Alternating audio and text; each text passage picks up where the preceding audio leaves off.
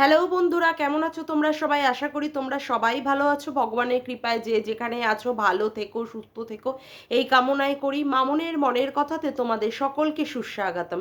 আমিও খুব ভালো আছি। আবার আরেকটি নতুন কন্ট্রোভার্সিয়াল ভিডিও নিয়ে তোমাদের সামনে চলে এসেছি। আজকের ভিডিওটা আমি সন্দীপকে আর ঘোড়ামুখী এই দুজনকে নিয়ে করব। আজকে দুপুরবেলায় ওই বিকালের দিকে আজকে ঘোড়ামুখী ভিডিওতে কি দিয়ে শুরু করলো, আবার ফোনদীপ ছেড়ে কি জাম্বু জাম্বু জাম্বু বলছে কি, আমার মনে হয় ওর স্বামী সত্যি কথা বলতে ওকে ঠিকঠাক স্যাটিসফাইড করতে পারে না। ওই নামকাবাস্তের লোককে দেখানোর জন্য মাথায় একটা সিঁদুর আর একটা শাঁখাপলা পরে লোককে দেখায় যে সে কত সে স্বামী সোহাগী, অথচ মোটেই তার স্বামীর প্রতি যে রেসপেক্ট দেওয়া উচিত বা যে ভালোবাসা থাকা উচিত সেই ভালোবাসা ওর নেই। তার জন্য বিভিন্ন পুরুষকে নিয়ে ও এরকমভাবে টানা হাঁচড়া করতে পারে এবং নোংরা থেকে নোংরা কথাবার্তা বলতে পারে। একজনের বান্টুতে বসবে বলে দাবি করেছিল, তার বান্টুতে বসে বসে দিল্লিতে চলে যাবে। একজনের ক্যাকটাসে বসবে বলেছিল, আবার এখন কি করছে, আবার সেই পুরনো ফর্ম জাম্বুতে চলে আসছে। কেউ যদি কারোর স্বামীর দ্বারা পরিষ্কারভাবে স্যাটিসফাইড না হতে পারে, তাহলেই সে বিভিন্ন এবং পরপুরুষের প্রতি আসক্ত হয় এবং তাদেরকে নিয়ে এই ধরনের কথাবার্তাই বলে, যার প্রতিচ্ছবি বা প্রতিফলন আমরা কোথায় দেখতে পাচ্ছি বন্ধুরা? আমরা দেখতে পাচ্ছি হচ্ছে ঘোড়ামুখীর ভিডিওতে। আচ্ছা, আজকের ভিডিওতে কি কি দেখা গেছে? আজকের ভিডিওতে দেখা গেছে যে সন্দীপের মা সন্দীপের মাথার পাকা চুল তুলে দিচ্ছে। অবশ্যই ছেলের মাথায় পাকা চুল গজিয়ে গেছে, মায়ের কি মন সেটা মানে যে ছেলেকে পাকা চুলে দেখবে? হ্যাঁ, তো অল্প বয়স, এমন কি বয়স ছেলেটির তো আর বেশি বয়স না, হার্ডলি হয়তো 34-35 হবে। সেখানে ছেলের পাকা চুল বেরিয়ে গেছে, মা কি করছে? মায়ের স্বভাব সিদ্ধ কাজ, মা সেখানে ছেলের মাথা থেকে পাকা চুল তুলে দিচ্ছে। আর ছেলেও কি বলছে? ছেলে বলছে যে বয়সটা তো তার হয়েছে নাকি, সেখানে যতই মা উপরের পাকা চুলগুলো তুলে দিক, ভেতরের পাকা চুলগুলো তো রয়েই যাচ্ছে, ভেতরটা তো সেই পাকাই রয়ে যাচ্ছে। কিন্তু এই কথাটাকে বিকৃতি করে সেখানে আছে ঘোড়ামুখী কি বললো, তার শরীরের নাকি সমস্ত পার্টস নাকি কি হয়ে যাচ্ছে, পার্টস নাকি সমস্ত নষ্ট হতে থাকছে। মানে কি বলবো, ওই একটা রুমে বসে বসে ওই একটা ক্যামেরার মাধ্যমে ও দুনিয়ার বাইরের যত কিছু ভেতরকার খবরও জানতে পেরে যায়, যেইগুলো মানুষ জানতে পারে না, যেইগুলো মানুষ মুখ দিয়ে বলে না, অথচ তাদের মনের কথাগুলো ও এত সুন্দর করে ব্যক্ত করতে পারে, মানে সেটা বলার আর অবকাশ রাখে না। কি বলল আর কি তার মানেও বার করলো। ও বলল, সন্দীপ বলল যে ভেতরের পাকা চুলগুলো তো রয়েই যাচ্ছে, এখন ছেলে বড় হচ্ছে, উপরের পাকা চুলগুলো তুলে দিচ্ছ মা, ভেতরে তো অনেক অনেক পাকা চুল থাকছে, ভেতরটা তো পেকে যাচ্ছে। সেখানে ও কি বলতে বসলো গোড়ামুখী?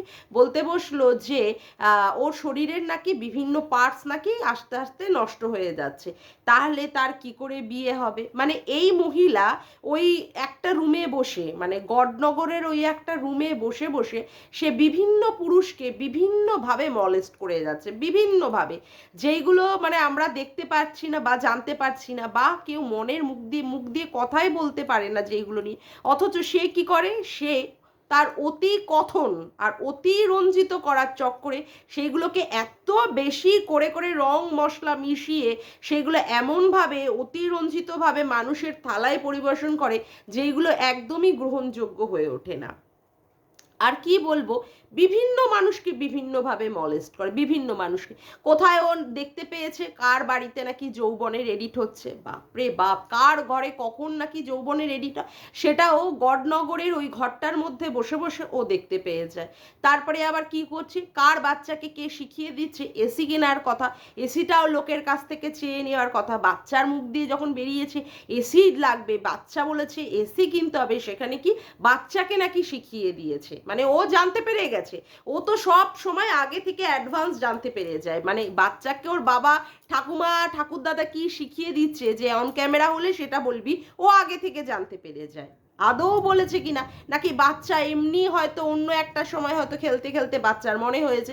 যেমন আগের দিনই আমরা দেখেছিলাম যে যখন ঠাকুরের কি বলে ওই গোপাল ঠাকুরেরই মনে হয় কতগুলো জামা কেনার ব্যাপারে, তখন বাচ্চাটা কি বললো, গোপাল ঠাকুরের জামা নেই, তুমি 5টা জামা নিয়ে আসবে।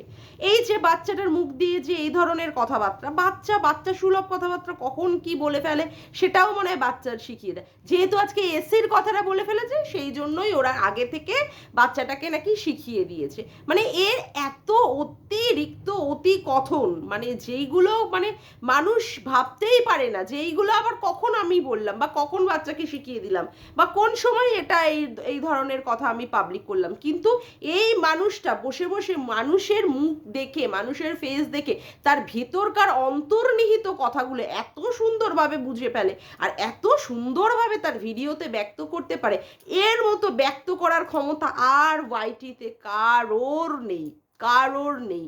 কোনো সম্পর্ককেই এ সেই রকমভাবেই করতে পারে না। প্রত্যেকটা পুরুষকে, কোনো পুরুষ আর মহিলাকে দেখলেই তাদের মধ্যে একটা সম্পর্ক আছে।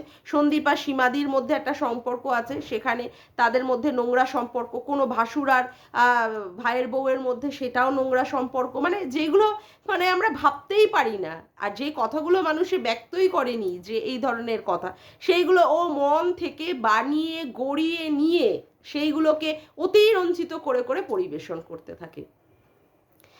আর কি বলছে, বাবার অনেক টাকা আছে। হ্যাঁ, সন্দীপের অনেক টাকা থাকা সত্ত্বেও লোক কি করেছে, সন্দীপকে তার মানে অনেক ভিউয়ার্সরা একটা খাট গিফট করেছে, একটা আলমারি গিফট করেছে। এত টাকা থাকা সত্ত্বেও কেন বাবা ওইটা কিনে নিল, মানে কিনলো না? বাবা তো নিজের পয়সা দিয়ে কিনতে পারতো, কেন লোকেদের থেকে নিল?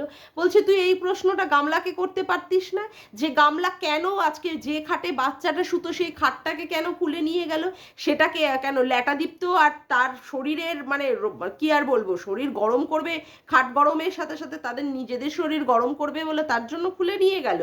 তার জন্য তুই এই প্রশ্নটা করলি না? আজকে সে মা, আজকে গামলা মা হওয়ার দাবি করছে, সেখানে সে কি করছে, বাচ্চাটার কাছ থেকে খাটটা খুলে নিয়ে এসে চলে যাচ্ছে। সেখানে বাচ্চাটা কোথায় শোবে সেই প্রশ্নটা তার মায়ের মনের মধ্যে জাগা উচিত ছিল না? বন্যেরা বনে সুন্দর, শিশুরা নাকি মাতৃকোলে, এই হচ্ছে মায়ের নমুনা। যেখানে বাচ্চাটা যে খাটে শোয় সেই খাটটা মা খুলে নিয়ে চলে যেতে পারলো, তখন তার মনে হলো না বাচ্চাটা তার নিজের পেট ফেরা সন্তান, জন্ম দেওয়া সন্তানটা কোন খাটে শোবে, কোন খাটে শোবে? সেখানে তো মার উচিত ছিল যে না, এই খাটটা আমি নেব না, এই খাটটাতে আমার সন্তান, আমার মানে আমি যে সন্তানকে জন্ম দিয়েছি সেই সন্তান শোবে। তাকে তুই প্রশ্ন করতে পারলি না, অথচ প্রশ্নটা কাকে করছিস? প্রশ্নটা করছিস সন্দীপকে। মানে তোর হ্যাশট্যাগ জাম্বু, মানে তোর তো কি আর বলবো, ওর প্রতিও যে তোর একটা দুর্বলতা রয়েছে সেটা তো আমরা জানি ওর প্রতি। না হলে বাবারে বাবা, তুই ভাই ডেকে যেই রকম ভাবে কথাবার্তা বলতে পারিস কারোর সাথে, হ্যাঁ, তারপরে তাকে নোংরা নোংরা ভাবে অ্যাটাক করার পরেও তার সঙ্গে সুন্দরভাবে স্ট্রিম লাইফ টুগেদার, এর দিকে তাকাতে পারিস না, ও ওর দিকে তাকাতে পারিস না। এই যে না পারার মধ্যে, তাকাতে না পারার মধ্যে কত ভেতরের মধ্যে যে সুপ্ত যে একটা বাসনা লুকিয়ে রয়েছে সেটা তো আমরা বুঝি। এখন যেমন তোর সন্দীপের প্রতিও একটা সুপ্ত বাসনা রয়েছে, কারণ ওর ওই যে গলার আওয়াজটা শুনেই তুই ক্রাশ খেয়ে যেতিস না? এই যে কিছুদিন আগে ভিডিওতে বলেছিলিস যে ওর গলার আওয়াজটাতেই তুই ক্রাশ খেয়ে যাচ্ছিস, সেই জন্যই বললাম। যাই হোক, এবার তুই কি বললি, সেই বললি ভিক্ষার কথা। সন্দীপ কি মানে বাচ্চাকে শেখাচ্ছে যাতে করে বাচ্চা না খেটে খেতে হয়, এরপরেও আবার সন্দীপ কোথায় কি রাস্তার মধ্যে চাদর পেতে কিভাবে টাকা নিয়ে নিয়ে লোকে টাকা ছুঁড়ে ছুঁড়ে দেবে সেইভাবে ভিক্ষা তুলবে, না রাস্তার পাড়ে বসে সে ভিক্ষা তুলবে, সেটা ওদের ব্যাপার। তুই ভিক্ষাটা তুলিসনি, আমি তোকে বলছি ঘোড়ামুখী, তুই ভিক্ষাটা তুলিসনি। তুইও তো ভিক্ষা তুলেছিস, তুই যেখানে নিজে ভিক্ষা তুলেছিস তুই লোককে কি করে প্রশ্ন করতে যাস? তুই যদি ভিক্ষাটা না তুলতিস তাহলে তুই অন্য লোকের সম্মুখে গিয়ে প্রশ্ন তুলতে পারিস। তোমারটা আর ভিক্ষা ছিল না, তোমারটা আর তখন জরুরি পরিস্থিতিতে তুমি টাকা চেয়েছো। তুমি বা যদি লোকের টাকা নিয়ে যদি সেই টাকার যদি তুমি মানে কি আর বলবো মানে রফা দফা করতে পারো, অন্য লোকে টাকা নিলে তোমার সারগান ফেটে যায়। মানে ব্যাপারটা হচ্ছে তোমার থেকে ওদের টাকার পরিমাণটা হয়তো বেশি, সন্দীপের কাছে বেশি টাকাটা এসেছে, তো যদি সন্দীপের থেকে তোমার কিউআর কোডে যদি বেশি টাকাটা পৌঁছে যেত তাহলে তুমি এই সমস্ত প্রশ্নগুলো করতে না। কিন্তু আমি একটা কথাই বলবো, তুমিও তো ভিক্ষাবৃত্তি করেই টাকা তুলেছিলে, লোকের কাছে কিউআর কোড দিয়ে তুমি যখন টাকাটা তুলেছিলে দিয়েছিলে, তখন তোমার সেটা ভিক্ষাবৃত্তি মনে হয়নি? তখন তোমার মনে হয়নি যে এইগুলো নিয়ে লোকে প্রশ্ন তুলতে পারে? আজকে তুমি সন্দীপকে বলছো যে আবার মানে সে কি করবে, ভিক্ষাবৃত্তি। এই যে কেসগুলো তোমার এগেনস্টে হচ্ছে, তুমি আবার না কোনো দিন আবার না টাকা চাইতেই পারো কিউআর কোড দিয়ে, তারই বা কি গ্যারান্টি আছে? তোমার মতো মহিলার কাছে তো কিছুই গ্যারান্টেড কোনো ব্যাপার নেই, তাই না? আবার যে চাইবে না কেনা। আচ্ছা, এবার বলি যে হাইকোর্টের ব্যাপার নিয়ে সন্দীপের কি হয়েছে। সন্দীপ নাকি ভাবতেই পারেনি গামলা হাইকোর্টে যেতে পারে। না না, সন্দীপ ভাবতেই পারেনি। তুমি তো সন্দীপের অন্তর্নিহিত মনের মধ্যে বসে লুকিয়ে থাকো না, সেই জন্য তুমি অন্তর্যামী হয়ে সন্দীপের মনের ভিতরকার কথাটা তুমি বুঝতে পেরেছ। সন্দীপ নাকি পাগল হয়ে গেছে। পাগল তো হয়ে গেছো তোমরা, তুমি গামলা, এরা পাগল হয়ে গেছো। এরা তো বুঝতেই পারছো যে কেসটা কোন দিকে ঘুরে যাচ্ছে। কেসটা 498 এর মতো কেস দিয়েও সেখানে সন্দীপকে বাগে আনা যায়নি, হ্যাঁ, নিজেদের কবচায় মানে কবজির মধ্যে আনা যায়নি। তারপরে তুমি কি বলছো সন্দীপ পাগল হয়ে গেছে? সন্দীপ ওই মন কি বাত কথা বলতে বসেছে। মন কি বাতের মধ্যে সন্দীপ তো ভালোই বুঝিয়ে দিয়েছে যে সে তার সন্তানের জন্য কত দূর অবধি যেতে হয়, সে তত দূর অবধি যাবে। আজকে তুই সন্দীপকে বলতে বসেছিস যে সন্দীপের ফ্যামিলি নাকি ভালো না, মানে তোর কথা অনুযায়ী লোকে ওখানটায় নাকি সবাই বলে যে সন্দীপের ফ্যামিলি নাকি এমনভাবে সন্দীপ দেখায়, বা পাড়ার লোকেরাও বলে ভালো, কিন্তু যেহেতু গামলা সেখানে থাকতে পারিনি সেই জন্য নাকি বলে সন্দীপ নাকি ভালো নয়। আবার এই গামলাই না তোকে বলছে তুই নাকি লোকের মাথায় কাঁঠাল ভেঙে খাস। তাহলে দালালিটা তুই কেমন করছিস? যার হয়ে তুই চুরি করছিস সেই বলে তোকে চোর, মানে কেষ্টা বেটাই চোর। আর কার পরিবার ভালো কার পরিবার খারাপ সে তো লোকের কমেন্ট বক্স দেখেই বোঝা যাচ্ছে। গামলার ওখানে কমেন্ট বক্স খোলা যায় না, কিভাবে নেগেটিভ কমেন্ট আর নেগেটিভ কমেন্ট। আর সন্দীপের এখানটায় দেখ পজিটিভ কমেন্টে ভরে ভরে ভরে ভরে রয়েছে। কার ফ্যামিলি ভালো বলতো তাহলে? কি তাহলে এই মাপকাঠি দিয়ে যদি ভিউয়ারদের মাপকাঠি দিয়ে তো যদি আমরা একটা বিশ্লেষণ করি, তাহলে বিশ্লেষণে কে জিতবে বলতো? আসলে কি বলতো, তোর চোখটা নেই সেজন্য তুই দেখতে পাস না। আচ্ছা, এবার মানে আর একটা কথা বলি, এই যে গামলার বাড়িতে যে কোনো একটা অনুষ্ঠানে, সে কোনো কিছু বিয়ে বাড়ি অনুষ্ঠান হোক, বা কোনো সবজি কেনা হোক, বা কোনো মাছ কেনা হোক, বা কোনো তরকারি কেনা হোক, প্রত্যেক সময় গামলাকে ডেকে ডেকে কেন বলতো বলা হয়? যেহেতু গামলা টাকা দেয় না, টাকা দেয় সেই জন্য টাকা দিয়ে ও ওইখানটায় থাকতে পারছে, তার জন্য ওর দাম। তাহলে ভাবতো পরিস্থিতি তাহলে কী রকম পর্যায়ে গেছে। আজকে গামলা ওই বাড়িতে রয়েছে সেই জন্য ওকে টাকা দিয়ে খেতে হচ্ছে। এই টাকাটাই যদি শ্বশুর বাড়িতে দিতে হতো তাহলে তোদের কত কথা বেরিয়ে যেত। কিন্তু এই টাকাটা যেহেতু সে বাপের বাড়িতে খরচ করছে সেই জন্য তোরা নইব মানে একটা কথাও বলতে পারছিস না, কখনোই একটাও শব্দ একটা খরচই করতে পারছিস না যে গামলা কেন তার বাপের বাড়িতে এইভাবে টাকা দিয়ে দিয়ে খাচ্ছে। আচ্ছা, এবার আসি মন কি বাতের সবচেয়ে লাস্ট কথা। সেটা লাস্ট কথা কি? সন্দীপ বলে দিয়েছে তার কাছে কিন্তু মানে খুব গুরুত্বপূর্ণ কিছু ফুটেজ আছে, যে ফুটেজগুলো সে তাড়াতাড়ি আমাদেরকে দিতে চায় সন্দীপ মিত্র চ্যানেলে। তবে আমি সন্দীপকে একটা কথাই বলবো, দেখো চেনা বামুনের কখনো পৈতের দরকার হয় না, ঠিক আছে? তুমি কতটা ভালো কতটা খারাপ, বা তুমি আদৌ মানে তোমার ওয়াইফের উপরে কোনো রকমের অত্যাচার করেছো কিনা, বা ওয়াইফকে বাজারে বিক্রি করেছো কিনা সোশ্যাল মিডিয়ায়, এগুলো তোমার আমাদের কাছে এখানে প্রমাণ দিতে হবে না। ইউটিউবটা তোমার কাছে সাক্ষী চায় না যে তুমি সেখানটায় পরিষ্কারভাবে দেখিয়ে তুমি নিজেকে প্রমাণ করবে যে তুমি নির্দোষ। এইটা যেখানে লাগবে, অর্থাৎ তোমার কেসের ব্যাপারে, হাইকোর্টের ব্যাপারে, বা যে কোনো জায়গায় উকিলের কাছে, এই ফুটেজগুলো তুমি সেখানে দেখিও, ঠিক আছে? কারণ তুমি যে কি ভালো ছেলে বা তুমি যে কি, সেটা আমরা ডে 1 থেকেই বুঝতে পারছিলাম।